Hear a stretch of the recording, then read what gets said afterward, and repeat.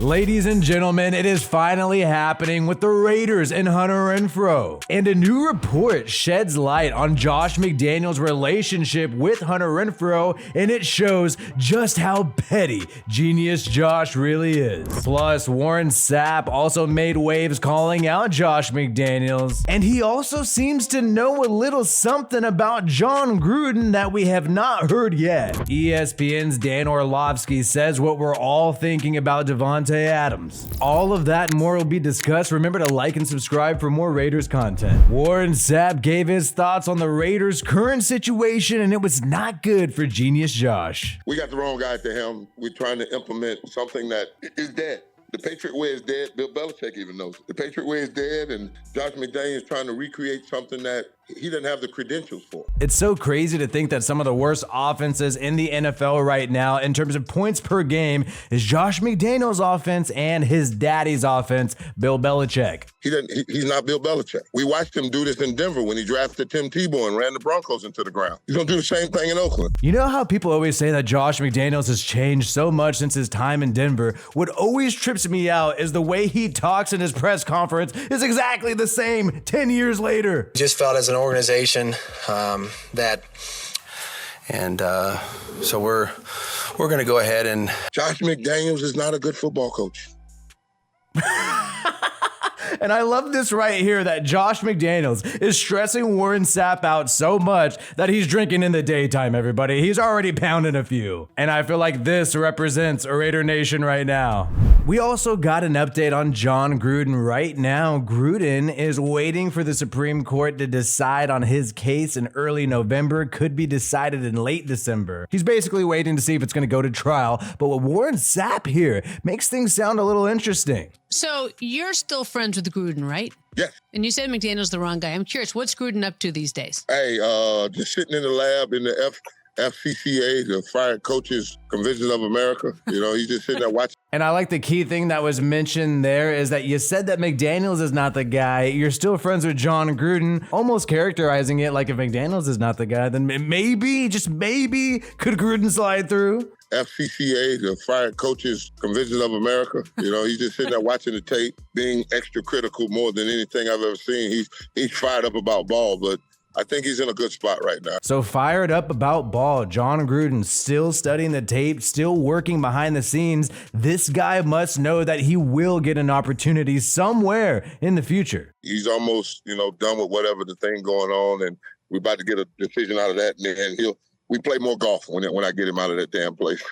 But that is so trippy right there. He's about to get a decision on all that soon, talking about his lawsuit against Roger Goodell and the NFL. What does he mean here? Because from what we know, like we stated earlier, he's waiting to find out if it goes to trial or if it goes to arbitration. The NFL is trying to prevent it from going to trial. That is why they're submitting appeals. But if Warren Sapp says that it's going to be resolved soon, in my opinion, that makes it sound like Gruden is going to reach some type of compromise with the NFL. Obviously, we're just speculating based off what Warren Sapp is saying, but this is something to really monitor over the next 2 months. Maybe Gruden's going to come back in the NFL sooner than we thought. Everybody is criticizing the Raiders. Everybody is mocking the Raiders right now. They're the laughing stock of the NFL. Unfortunately, yet again, Dan Orlovsky, ESPN, talking about Devante Adams and saying that they're wasting Devante Adams' career and he should ask for a trade. We know the Raiders recently reported that they will not be trading Devante Adams at all. He should ask to be traded. His Hall of Fame career is being wasted right now. That's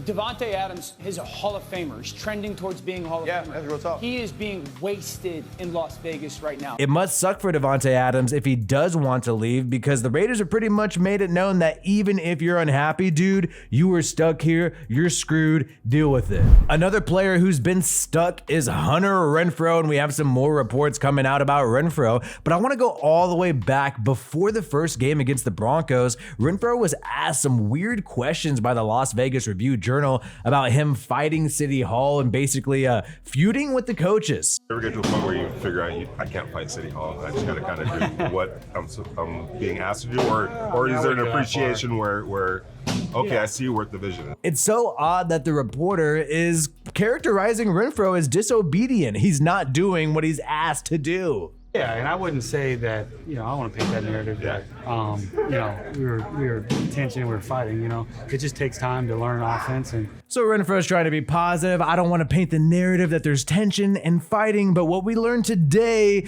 makes it seem like there is. And I feel like Renfro has been slowly discovering that his time with the Raiders is over. You had him being interviewed by Las Vegas Sports Today, and what he said here, man, just kind of bummed me out, man. You as a pro and a player deal with, things like trade rumors and all of that. just control what you can control. Have fun with your teammates, have fun, because you never know when it's going to be the last time to be with them. And so just really enjoying times. And You never know when it's going to be the last time you'll be with him, and it seemed like Renfro has been slowly discovering, and probably knew it the whole time, he just tried to be professional, that he might not ever wear silver and black again after this year, and it kind of sucks because the man put up some serious numbers with the Raiders. It just seems like it was so long ago when everything was happy and dandy. Hunter Renfrow's calling a small Uber with Devante Adams, Derek Carr, and Mac Hollins. How you doing today?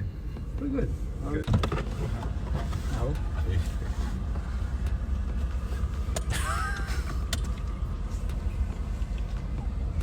Head to your drop if at Top Golf. Deserve better, Hunter. Top dog. Those silly and fun Hunter Renfrow moments are just deep in the background, and the future just appears to be all doom and gloom. It's a great example of don't judge a book by its cover, right?